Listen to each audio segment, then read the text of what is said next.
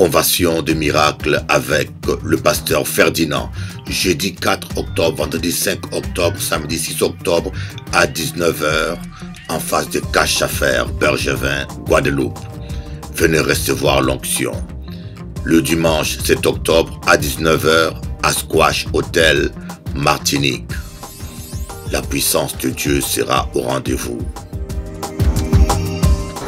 L'Esprit de Dieu va descendre sur la Guadeloupe. Je vous le promets. Du 4 au 14, venez nombreux découvrir la puissance du Saint-Esprit. Jésus n'a pas changé. Il est le même hier, aujourd'hui, éternellement. À 10 h fini, venez recevoir parole à bon Dieu. Bon Dieu veut bénir les autres. Faut y déplacer les autres. Jésus t'aime. Jésus t'aime. Bon Dieu aime-vous. Parce que simplement, Dieu est fidèle à sa loi, Dieu est fidèle à ses principes et Dieu devait produire un sang sans péché, vivre dans des conditions humaines et produire un sang sans péché pour sauver l'humanité, pour transfuser ce sang-là à quiconque qui l'accepte et qui croit en lui. Et c'est la raison pour laquelle, n'ayant vu aucun ange capable de le faire, Dieu lui-même s'est incarné en chair au travers de Jésus-Christ, le Fils de Dieu. Comme je dis, la plupart des fois, c'est nous qui compliquons nos vies. La plupart des fois, c'est nous qui compliquons nos vies et nous sommes responsables de tous les problèmes qui nous arrivent. Des fois, on accuse Dieu à tort. On dit, mais où est Dieu? Mais pourquoi Dieu? Et j'aimerais vous dire, lorsque votre femme est malheureuse à cause de vous, le Saint-Esprit est attristé. J'aimerais le dire à tous les hommes, accordez à votre femme tout ce qui lui donnera la joie. Faites tout possible, faites tout ce qui vous est possible afin de rendre votre femme heureuse. Un homme qui a réussi sa vie, c'est un homme qui a rendu sa femme. Je répète, vous devez honorer votre femme. Alors, je n'ai pas d'excuses, je ne veux pas d'explication. Quel que soit ce qu'elle est, quel que soit ce qu'elle fait, quelle que soit son attitude, toi l'homme qui est le chef de la famille, tu dois honorer ta femme et réussir à la rendre heureuse. Convention de miracle avec le pasteur Ferdinand, jeudi 4 octobre, vendredi 5 octobre, samedi 6 octobre à 19 h en face de Cache à Faire, Bergevin, Guadeloupe. Venez recevoir l'onction. Le dimanche 7 octobre à 19 h à Squash Hotel, Martinique. La puissance de Dieu sera au rendez-vous. L'Esprit de Dieu va descendre sur la Guadeloupe. Je vous le promets. Du 4 au 14, venez nombreux découvrir la puissance du Saint-Esprit. Jésus n'a pas changé. Il est le même hier, aujourd'hui, éternellement. À 10 h fini, venez recevoir parole à bon Dieu. Bon Dieu veut bénir les autres. Faut y déplacer les autres.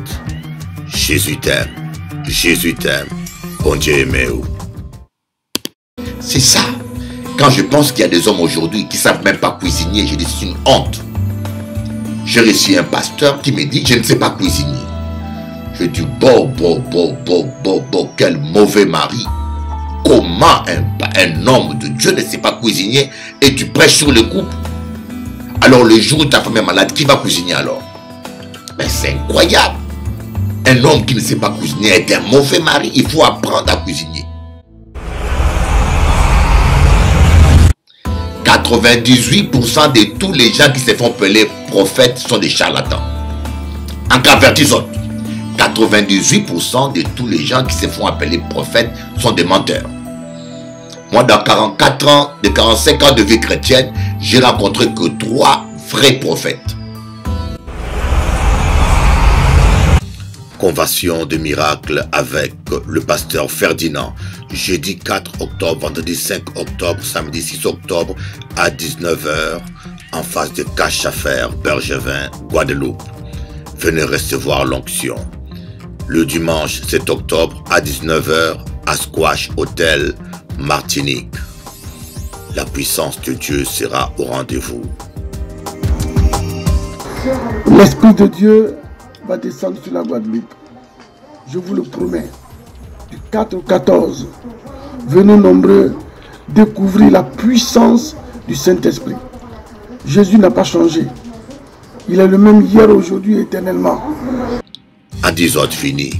Venir recevoir parole à bon Dieu. Bon Dieu veut bénir les autres. Faut y déplacer les autres. Jésus t'aime. Jésus t'aime. Bon Dieu aime-vous. Le désespoir empêche à Dieu d'agir. Tant que vous avez la foi, vous restez connecté avec Dieu et Dieu par votre foi va intervenir. Voyez, c'est pour cela que je vous dis, ne désespérez jamais. Le fait de désespérer, de ne plus croire en Dieu, c'est une manière d'empêcher à Dieu d'intervenir dans votre vie.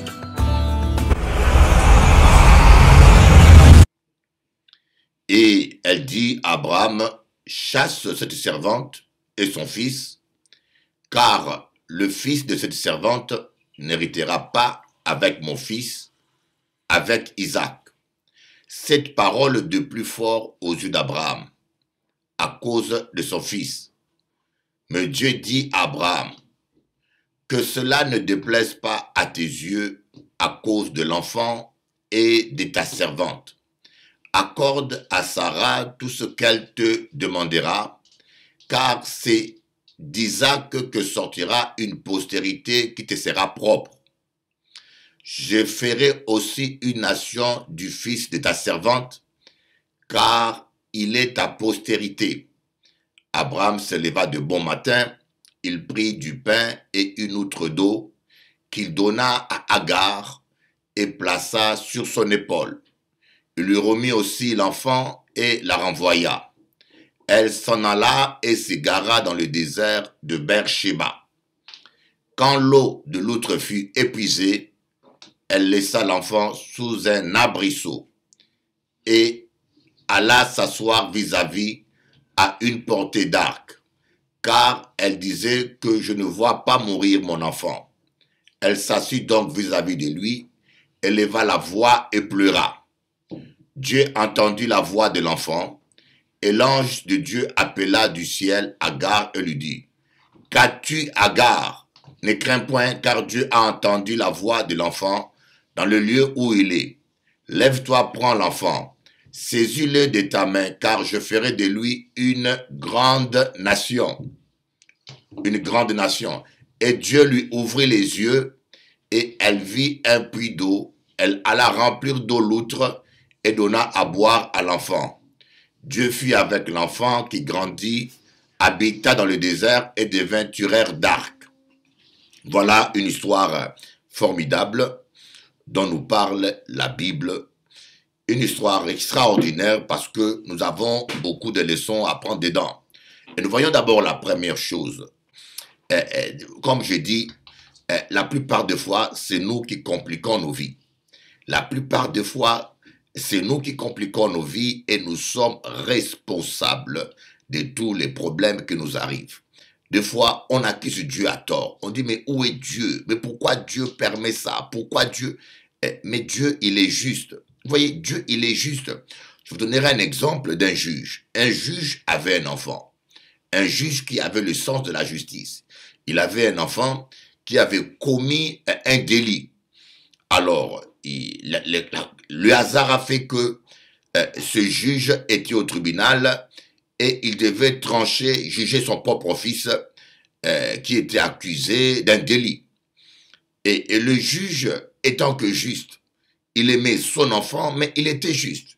Il était père, il avait un cœur de père, mais il était juge, il avait aussi le sens de l'équité, de la justice.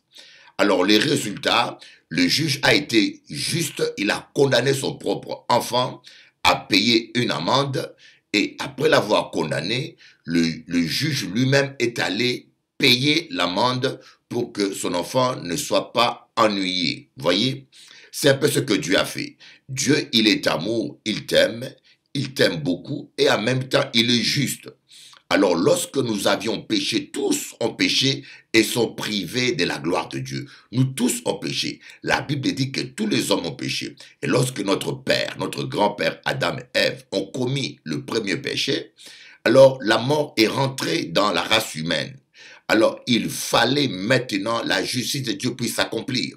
Dieu avait dit à Adam et Ève, le jour où vous mangerez du fruit de l'arbre de la connaissance du bien et du mal, vous mourrez.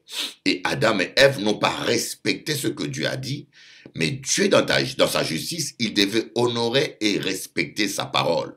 Étant que juste juge, la race humaine a été condamnée. Le sang humain a eu le virus de la mort. Voyez, l'homme ne devait même pas vieillir, mais depuis que le péché est venu, le vieillissement est rentré dans les gènes humains, et puis même les animaux comme des lions, des buffles, des animaux qui attaquent, qui tuent l'homme aujourd'hui, dans les jardins d'Éden, c'était des animaux amicaux, des amis de l'homme, qui respectaient l'homme. Donc l'homme a connu la mort, mais Dieu voulait payer l'amende. L'homme ayant détruit son propre sang, contaminé son propre sang, il fallait transplanter à l'homme un autre sang spirituel. Je parle un langage compréhensible, vous voyez. C'est comme si vous avez du sang qui est contaminé, on doit enlever ce sang-là pour mettre un sang du même genre, du même groupe sanguin, afin que vous puissiez vivre. Donc c'est un peu cela. Voilà pourquoi Dieu a regardé dans le ciel, lequel des anges, l'archange Michel ou Gabriel, lequel ange était capable de s'incarner en chair, de naître étant que homme pour produire le sang pur sans péché qu'il va transfuser sur tous ceux qui vont croire en lui. Je parle bien de transfusion spirituelle. Hein. Il n'a pas vu un seul. C'est pour cela que vous voyez dans Apocalypse 5 ou 6, on dit qui est capable d'ouvrir le livre de vie. Et l'apôtre Jean a regardé, il n'y avait personne. Qui est capable d'ouvrir le livre de vie et d'en rompre les sceaux? Personne n'était capable. Et l'apôtre Jean, dans Apocalypse, s'était mis à pleurer, mais une voix lui a dit, ne crains pas, ne pleure pas, car l'agneau a vaincu. L'agneau est digne. Pourquoi il est digne? Parce qu'il est le seul être vivant à avoir vécu sur terre sans avoir commis un seul péché.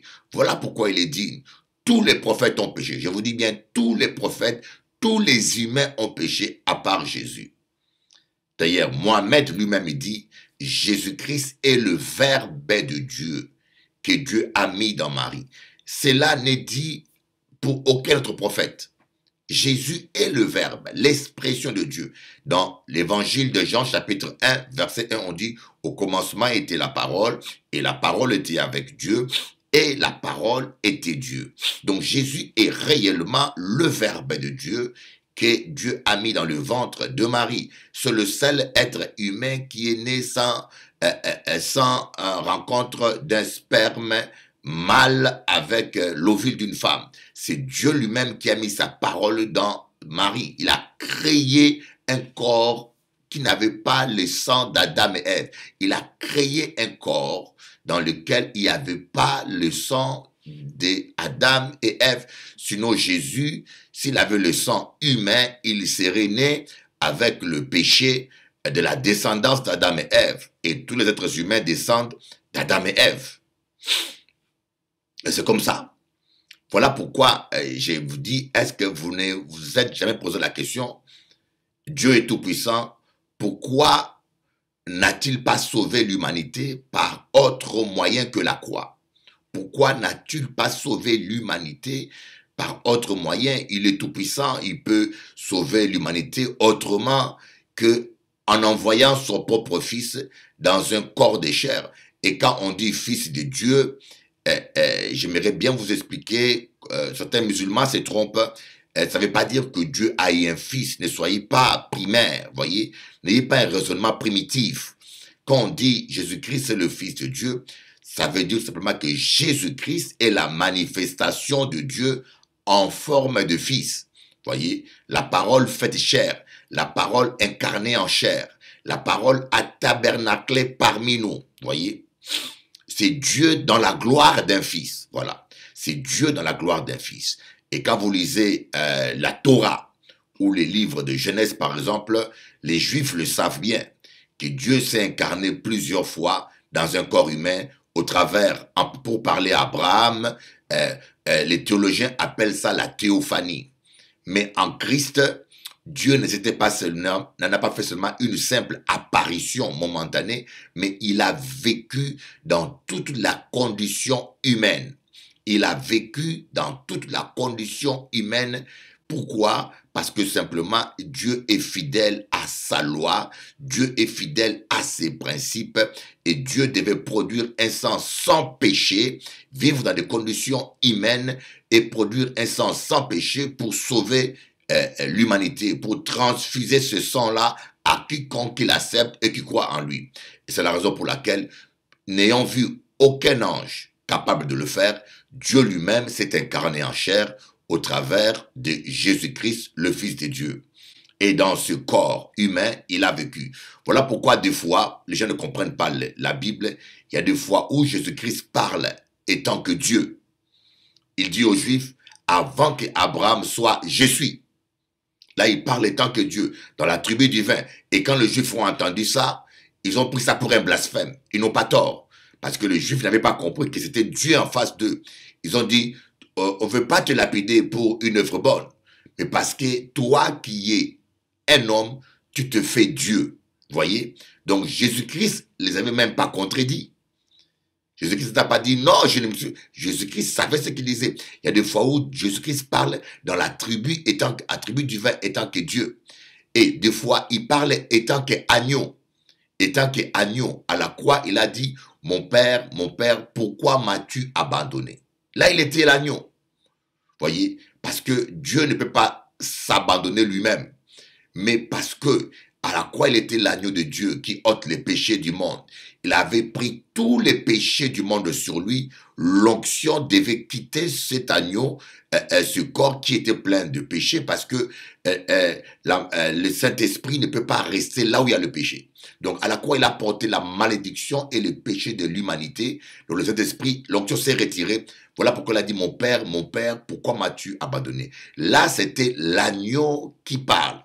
Il a été baptisé étant qu'agneau, parce qu'étant que même être humain, Jésus n'avait pas aucun péché.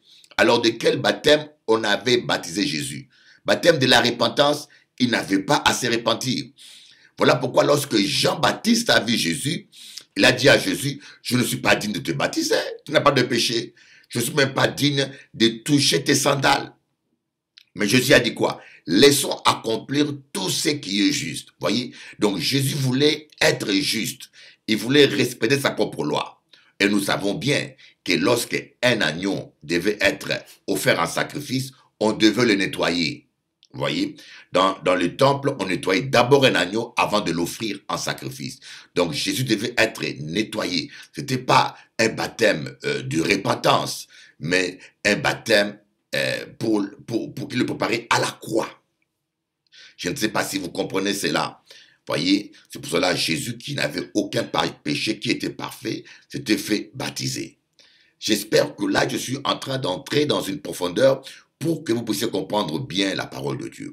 Alors, Jésus, Dieu s'est incarné en chair, il a vécu parmi les hommes sans commettre aucun seul péché, et à la croix, il a donné le sang pur qui pouvait sauver moi et toi. C'est pour cela aujourd'hui, si toi et moi, on accepte Jésus-Christ, spirituellement, notre passé est effacé par ce sang et nous retrouvons la première position adamique. Nous retrouvons les conditions adamiques.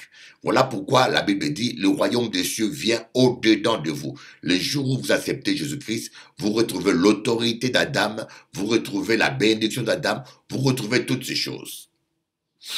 Voyez, j'ai toujours dit, tout ce qui est logique n'est pas toujours bonne à faire. Ce n'est pas parce qu'une pensée est juste qu'il faut obligatoirement le pratiquer. Ce n'est pas parce qu'un chemin est bon qu'il faut le prendre.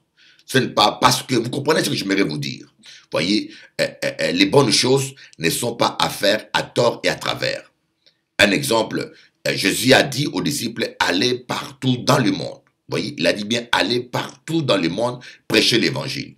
Mais l'apôtre Paul voulait aller en Asie mineure, en Bithynie, prêcher l'évangile. Mais la Bible dit que le Saint-Esprit lui a barré la route. Et c'est lui-même pourquoi. Vous voyez. Donc, ce n'est pas parce que vous avez une idée ou vous voulez aller prêcher dans le métro ou dans la rue que vous êtes obligé de le faire. Non, prenez votre temps, consultez d'abord Dieu. Voyez. Consultez d'abord Dieu pour savoir si cette bonne chose que vous voulez faire est prévue dans le plan de Dieu.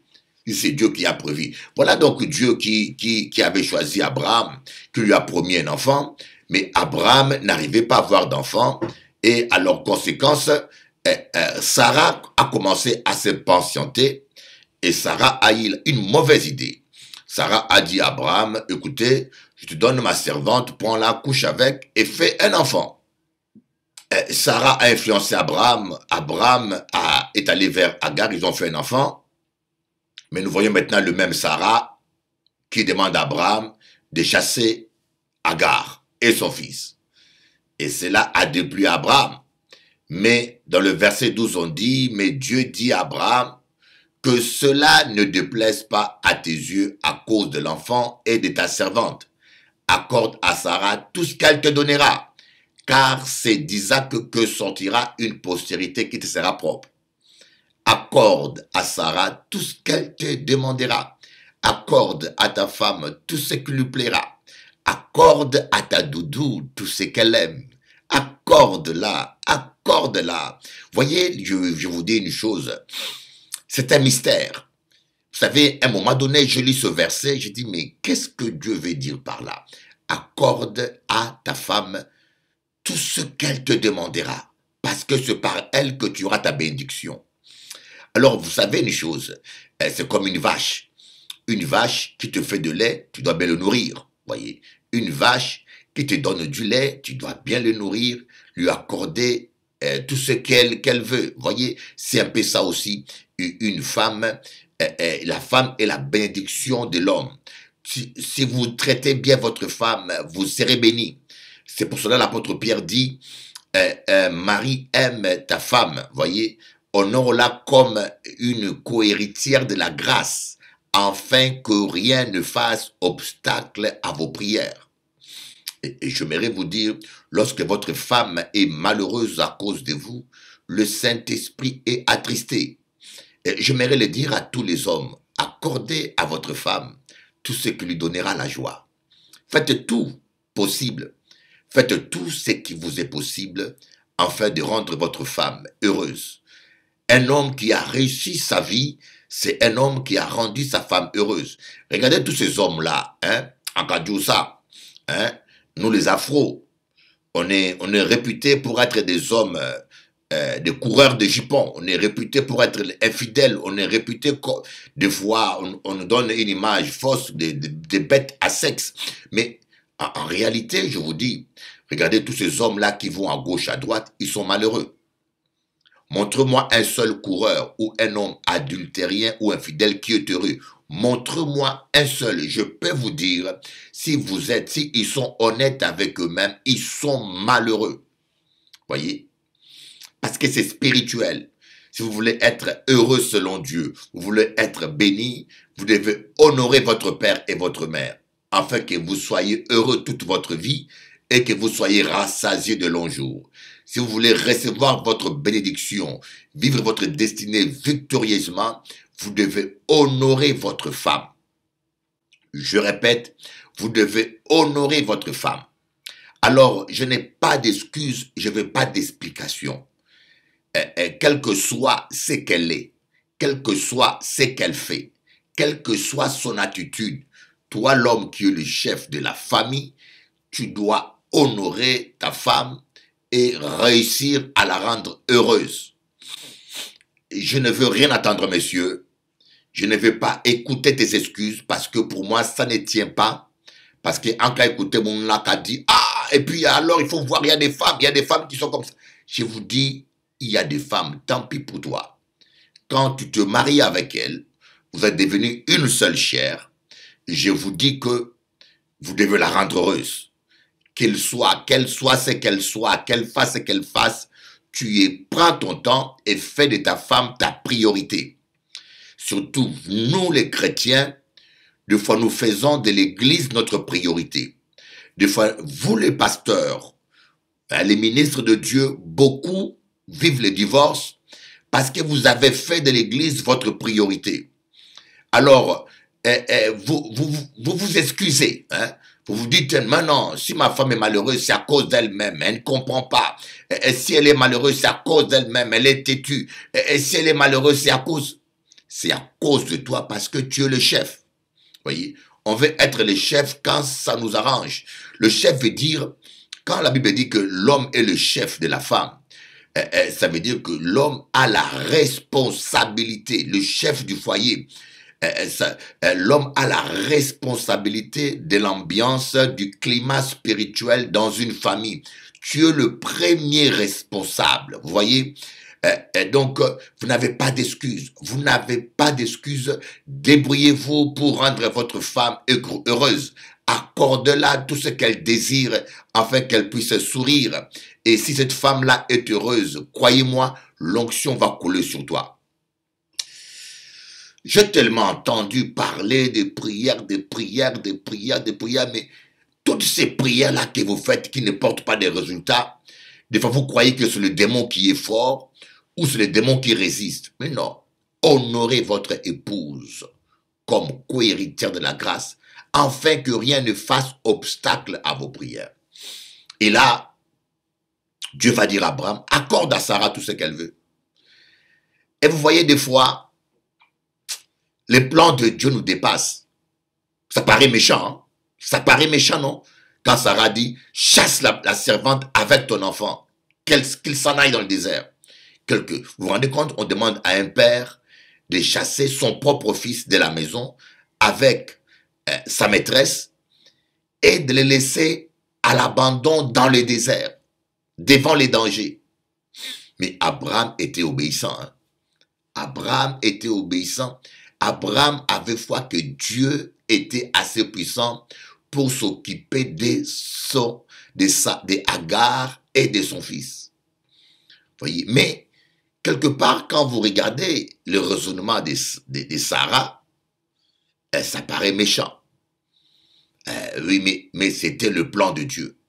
C'était le plan de Dieu. Mes amis, Dieu nous dépasse souvent. Quelqu'un peut prendre une décision qui paraît charnelle et dure, mais des fois c'est Dieu qui le permet parce qu'il a un plan derrière. On peut te chasser de quelque part. Tu trouves ça méchant. On peut te suspendre de tes fonctions.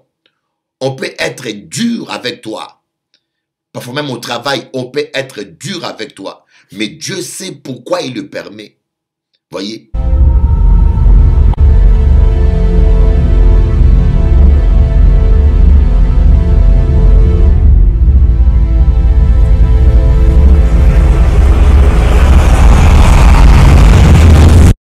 Il y a des situations qui sont difficiles par lesquelles le plan de Dieu s'accomplisse. Vous voyez, Sarah qui va dire une méchanceté, quelque chose qui paraît dur à Abraham, quelque chose qui est dur, qui paraît cruel. Mets dehors ton fils et ma servante, abandonne-les dans le désert. Mais demandez à un homme d'abandonner son fils dans le désert, là où il y a les dangers, là où il y a des voleurs. Cela paraît cruel.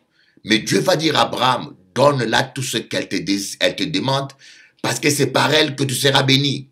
Et Abraham va céder, va obéir à Dieu. Donc parfois, des gens prennent des décisions qui sont dures. Des fois, des gens disent des paroles qui sont dures, qui nous font mal, parfois qui paraissent cruelles. Mais parfois, Dieu le permet parce que Dieu a un plan derrière. Je ne pense pas que Sarah, en parlant comme ça, elle savait qu'elle accomplissait la volonté de Dieu. Parce que Dieu voulait pas que Ismaël et Agar vivent ensemble. Parce que Dieu aime la paix. Dieu ne peut pas bénir là où il y a les désordres, là où il y a la méchanceté, là où il y a des conflits.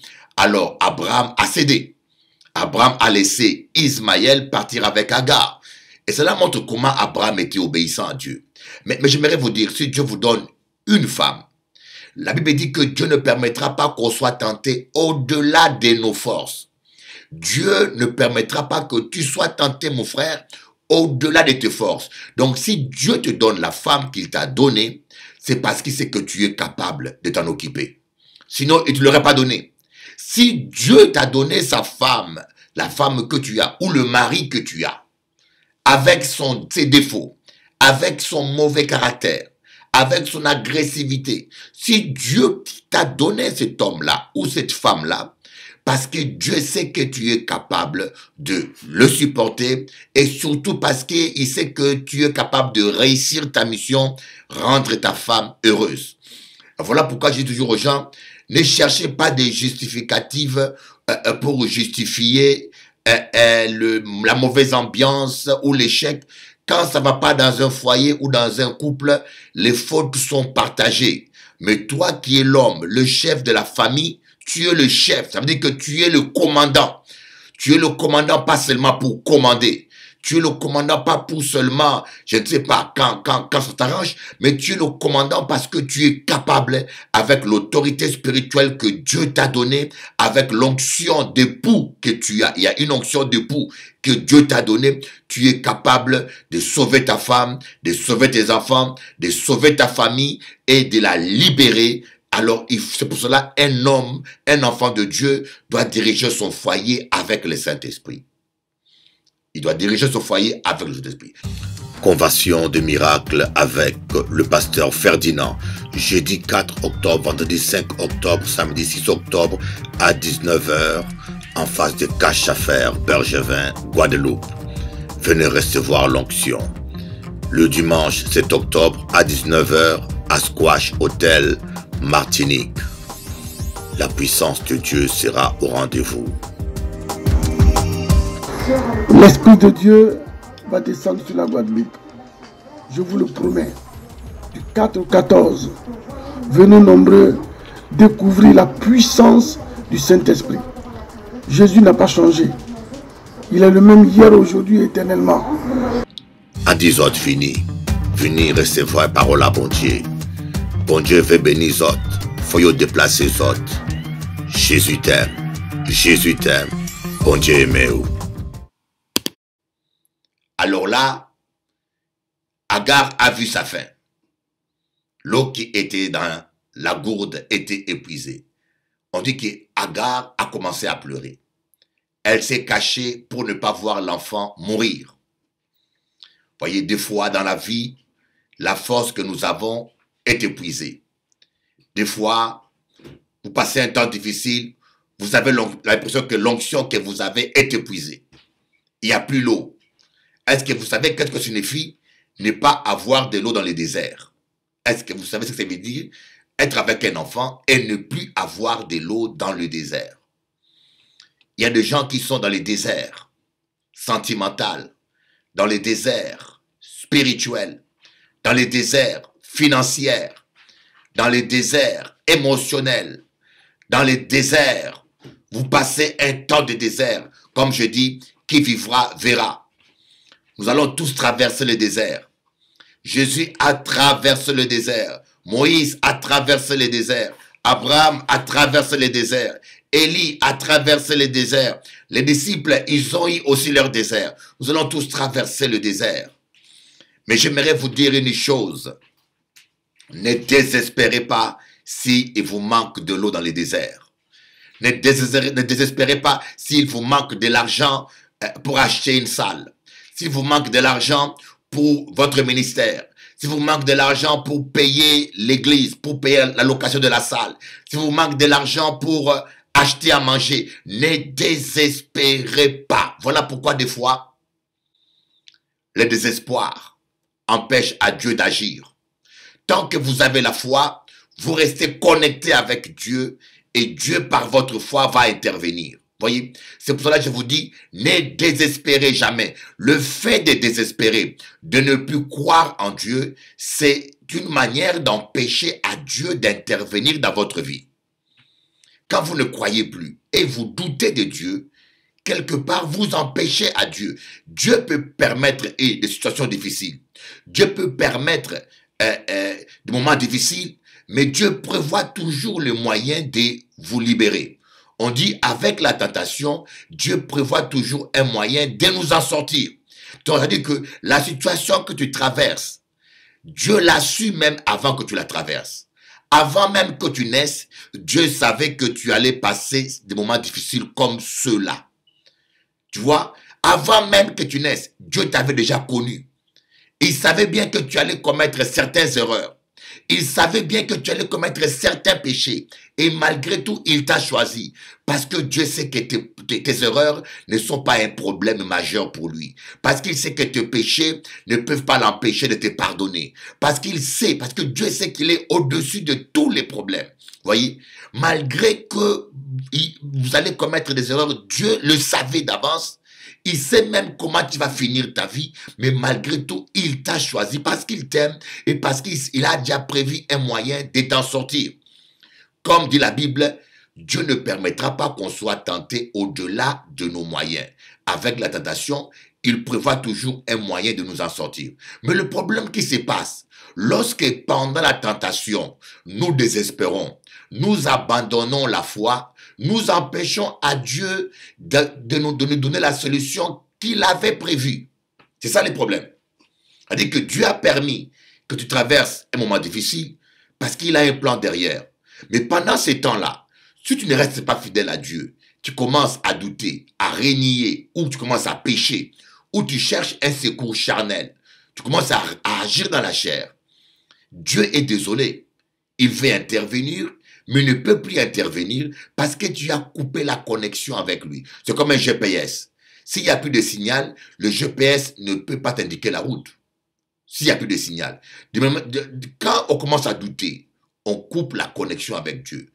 Dans Jacques, on dit, celui qui doute, qui ne pense pas qu'il peut obtenir quelque chose de la part de Dieu. Donc, le doute nous coupe de la connexion de Dieu. Et finalement, beaucoup finissent par l'échec. Beaucoup finissent même par le désastre. Beaucoup même finissent par la mort parce que ils ont douté, ils ont coupé la connexion avec le Saint-Esprit au moment le plus tragique. Au moment le plus important, nous sommes toujours connectés avec Dieu quand tout va bien, nous louons Dieu, Dieu m'a dit quand tout va bien. Mais au moment où on a vraiment besoin d'écouter Dieu pour que notre vie soit sauvée ou pour que notre famille soit sauvée, et ce moment-là, des fois, nous n'écoutons plus Dieu, nous paniquons, nous stressons ou nous abandonnons même la foi. Donc c'est très important de garder la connexion avec Dieu au moment le plus difficile. C'est ce qu'a fait l'apôtre Paul. Hein. L'apôtre Paul et Silas en prison, ils ont été chicotés. Et quand on dit chicotés, c'est 40 coups moins 1.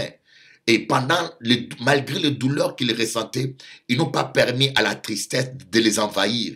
Ils ont commencé simplement à louer Dieu, parce qu'ils savaient que Dieu avait une solution. Ils croyaient que Dieu avait une solution et que le seul moyen de permettre à Dieu d'agir, c'est de garder la foi. Parce qu'il est écrit, il te sera fait selon ta foi. Mais si tu commences à douter, Dieu ne peut plus agir. C'est la même chose que le diable a fait comme stratégie. Le diable a utilisé les amis de Job pour amener Job à douter. Le diable a utilisé les amis de Job pour amener Job à se culpabiliser. Et ses amis croyaient bien parler, ils croyaient aider Job. Mais ils ont été des instruments du diable. Ils ont essayé par tous les moyens d'accuser Job. Mais Job est resté ferme dans sa position. Job est resté ferme parce qu'il savait comment était sa relation avec Dieu. Voyez, il est resté ferme et c'est pour cela qu'il a vu la gloire de Dieu. Et quand Dieu s'est manifesté à Job, Dieu a demandé à Job de prier pour ses amis afin qu'il soit pardonné. Et quand Job a prié pour ses amis, alors Job a reçu le double de ce qu'il avait perdu. Donc, pendant les temps difficiles, mes amis, ne doutez pas. Pendant les temps difficiles, ne confessez pas des paroles négatives. Pendant les temps difficiles, déclarez la parole de Dieu. Confessez la parole de Dieu. Déclarez la parole de Dieu. Gardez votre foi ferme parce que c'est très important et c'est vital. Nous avons vu des gens qui sont morts, des gens qui ont tout perdu et qui ne sont jamais relevés parce que pendant les moments d'épreuve, les moments tragiques, les moments difficiles, au lieu de confesser la parole de Dieu, de rester connectés avec le Saint-Esprit, ils ont lâché le Saint-Esprit, ils sont allés dans le péché et ils ont tout perdu. Restez ferme dans votre position avec Dieu. Voyez, Agar a commencé à pleurer. Mais Agar ne savait pas que il y avait une source d'eau que Dieu avait déjà prévue. Aïe, aïe, aïe, ramakabashanda, ba. Toi qui es là, sache qu'il y a une source d'eau. Il y a une solution que Dieu a déjà prévue pour ton épreuve. Il y a une source d'eau que tu ne vois pas, que Dieu a déjà prévue. Il y a un remède. Il y a une parade. Oui, Dieu n'abandonne jamais ses enfants. Dieu ne te laissera jamais. Dieu ne te lâchera jamais. Quiconque évoque le nom du Seigneur Jésus ne sera jamais confus. Dieu ne t'abandonnera jamais. Oh, les problèmes que nous avons du mal à croire sans voir. Nous avons du mal à croire sans comprendre. Nous avons du mal à croire. C'est ça notre défaut. Nous voulons toujours nous imaginer comment Dieu agira. Comment Dieu agira. Quand nous ne voyons pas le moyen par lequel, quand nous ne voyons pas logiquement, quand logiquement nous ne comprenons pas comment Dieu va agir, nous désespérons et nous doutons.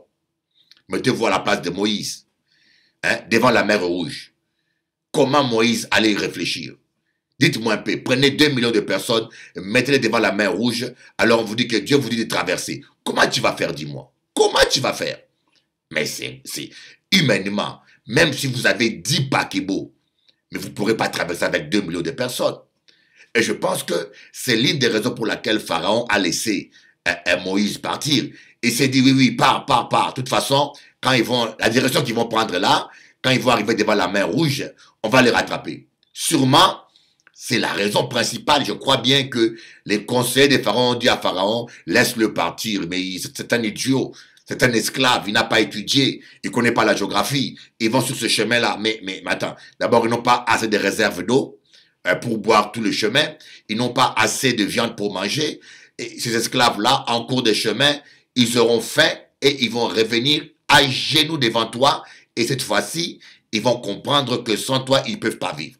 Alors Pharaon se dit, d'accord, allez-y. Mais au grand étonnement de Pharaon, depuis qu'ils sont partis, ils ne revenaient pas. À son grand étonnement, devant la mer Rouge, dites-moi, devant la mer Rouge, si Moïse avait raisonné, si Moïse avait réfléchi, comment allait-il traverser la mer Rouge? Dites-moi. C'est inimaginable. Mais Dieu s'est frayé un chemin là où l'homme ne voit rien. Dieu a une solution pour ta vie. Dieu a une solution, je le crois. J'aimerais qu'à partir d'aujourd'hui, que tu puisses croire qu'il y a une source d'eau dans le désert où tu es. Il y a une solution dans les difficultés que tu traverses. Il y a une solution pour ton couple. Il y a une solution pour tes finances. Il y a une solution. Même quand tu ne le vois pas. Même quand tu ne le sens pas. Jésus-Christ a dit, heureux celui qui croit sans avoir vu. Parce que celui qui croit sans avoir vu verra ce qu'il n'a pas vu, la gloire de Dieu. Croyez simplement qu'il y a une solution. Oh my God. Il y a une solution. Il y a une solution que tu ne vois pas. Mais il y a une solution. Voilà un peu ce que j'aimerais vous dire. Nous passons de temps difficiles.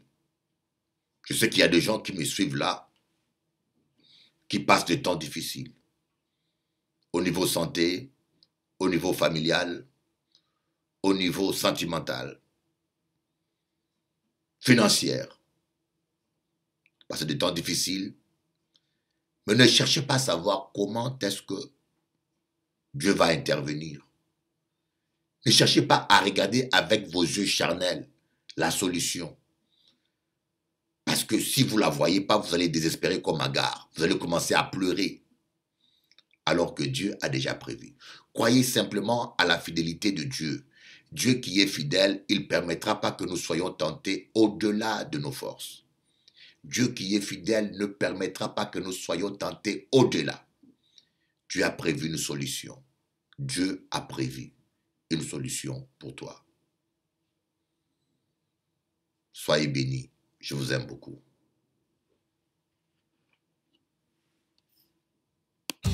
Convention de miracle avec le pasteur Ferdinand, jeudi 4 octobre, vendredi 5 octobre, samedi 6 octobre à 19 h en face de Cache à Faire, Bergevin, Guadeloupe.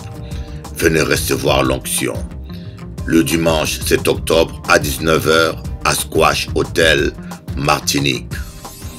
La puissance de Dieu sera au rendez-vous. L'Esprit de Dieu va descendre sur la Guadeloupe. Je vous le promets. Du 4 au 14, venez nombreux découvrir la puissance du Saint-Esprit. Jésus n'a pas changé. Il est le même hier, aujourd'hui, éternellement. À 10 h fini. Venez recevoir parole à bon Dieu. Bon Dieu veut bénir les autres. Faut y déplacer les autres. Jésus t'aime. Jésus t'aime. Bon Dieu aime-vous.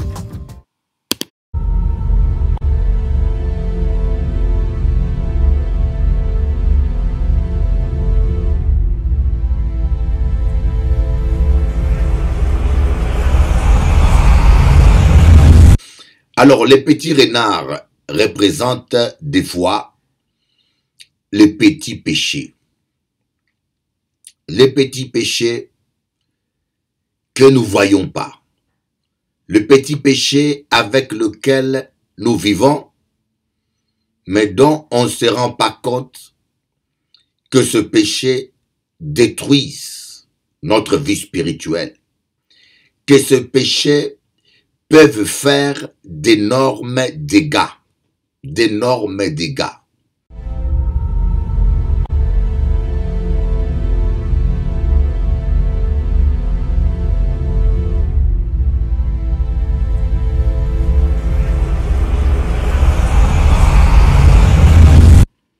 Mais ces péchés-là peuvent détruire votre vie, détruire votre santé et même vous empêcher de vivre votre destinée. Nous allons voir ces petits renards. Souvent, nous les avons, mais on ne se rend pas compte. On les accepte. Des fois, ils sont là, ils font le dégât, mais on les ignore. Mais lorsque le feu du Saint-Esprit embrase nos cœurs, lorsque nous recevons l'onction du Saint-Esprit, c'est en ces moments-là que ces petits renards deviennent dangereux parce qu'ils commencent à courir dans notre vie.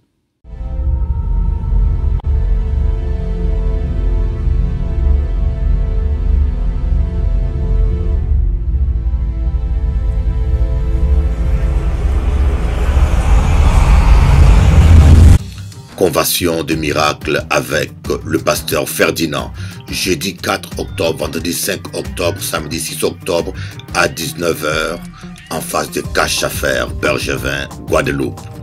Venez recevoir l'onction.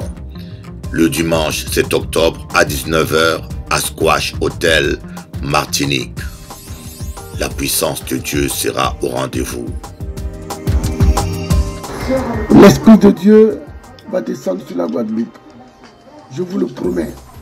Du 4 au 14, venez nombreux découvrir la puissance du Saint-Esprit. Jésus n'a pas changé. Il est le même hier, aujourd'hui, éternellement. À 10 h fini. Venez recevoir parole à bon Dieu. Bon Dieu veut bénir les autres. Faut y déplacer les autres. Jésus t'aime.